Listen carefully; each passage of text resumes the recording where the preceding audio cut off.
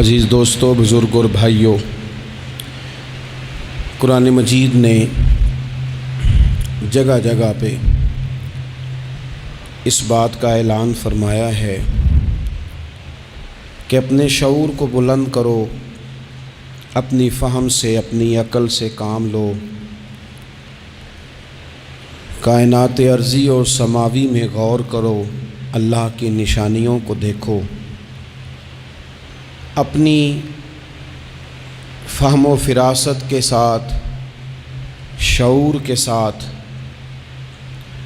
دین اسلام کی حسین تعلیمات کو قبول کرو اور ان کے مطابق اپنی زندگی گزارنے کی کوشش کرو۔ سورہ زمر کی آیت نمبر 18 میں نے تلاوت کی ہے۔ اللہ تعالیٰ نے فرمایا کہ الذین یستمعون القول، فرمایا وہ لوگ جو توجہ سے بات سنتے ہیں، کان لگا کے سنتے ہیں، فیتبعون احسنہ، اور پھر بہترین بات کی پیروی کرتے ہیں۔ پہلے تو سنتے غور کے ساتھ ہیں، پھر بہترین بات کی۔ اسلام کے اندر اجر و ثواب دو طرح کا ہے، ایک بہتر ہے، ایک بہترین ہے۔ آپ نے کسی سے قرض لینا ہو تو اس کو مہلت دینا بہتر ہے اور معاف کر دینا بہترین ہے۔ کسی شخص نے آپ کے ساتھ زیادتی کی ہو تو اتنی ہی زیادتی اس کے ساتھ کر لینا جائز ہے، لیکن اسے معاف کر دینا یہ بہترین ہے۔ تو فرمایا وہ پہلے کان لگا کے سنتے ہیں، پھر بہترین بات کی پیروی کرتے ہیں، ان میں سے جو زیادہ اچھی چیز ہے اس کے مطابق عمل کرتے ہیں۔ اولئک الذین ھداھم اللہ، یہی لوگ ہیں جنہیں اللہ نے ہدایت عطا فرمائی ہے۔ وَأُولَئِکَ هُمْ أُولُو الْأَلْبَابِ، اور فرمایا یہ لوگ عقل والے ہیں، یہی ہیں جنہیں اللہ نے ہدایت دی اور یہ صاحبان عقل ہیں۔ ایک دنیا کے اندر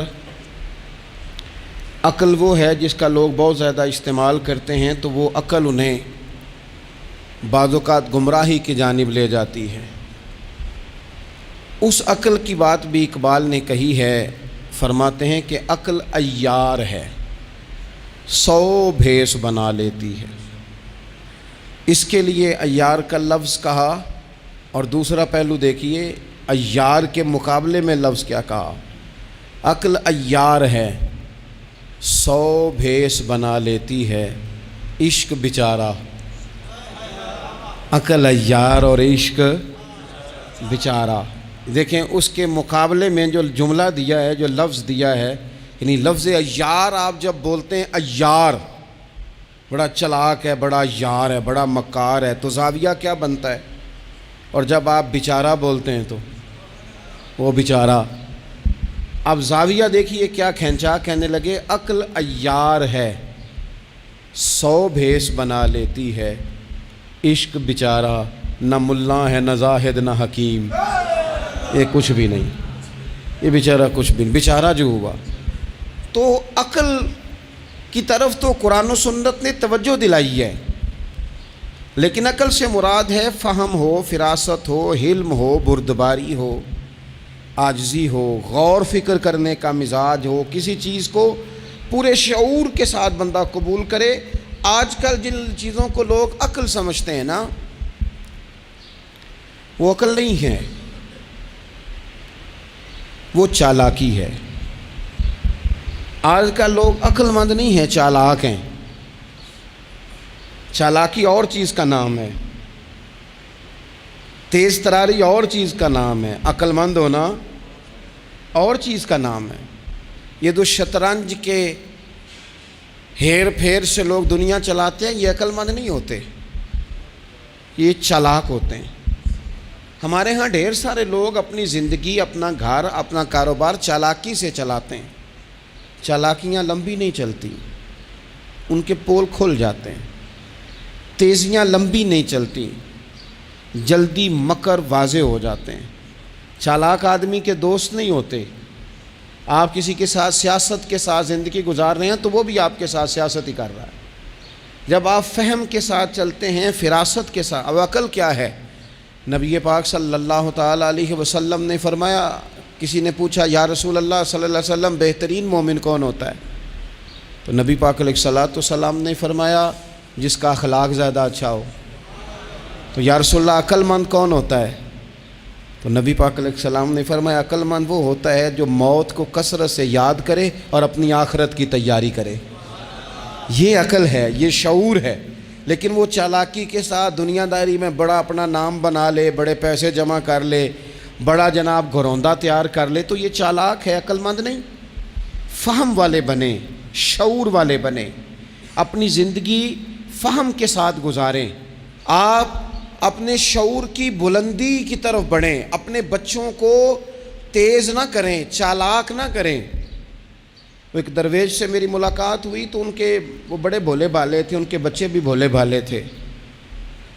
تو میں نے سارے خاندان میں سب بھولے بھالے لوگ دیکھے، تو میں نے ان سے کہا کہ یہ کیا ماجرا ہے؟ تو کہنے لگے ہمارے دادا جی نے دعا کی تھی کہ یا اللہ میرے بچے چالاک نہ ہوں، یہ شاطر نہ ہوں، تیزیاں نہ کرنی آتی، یہ بھولے ہوں، درویش ہوں، سادہ ہوں۔ اولادیں شعور تیز تراک ہو جائیں نا، چالاک شاطر ہو جائیں، تو وہ تو ماں باپ کو بھی روز کوئی نہ کوئی کہانی سناتے ہیں، وہ تو اپنے دائیں بائیں بھی کوئی نہ کوئی نیا قصہ ہی بیان کرتے ہیں۔ عقل مند بنیں، شعور والا انہیں بنائیں، انہیں اچھے برے کی تمیز سکھائیں۔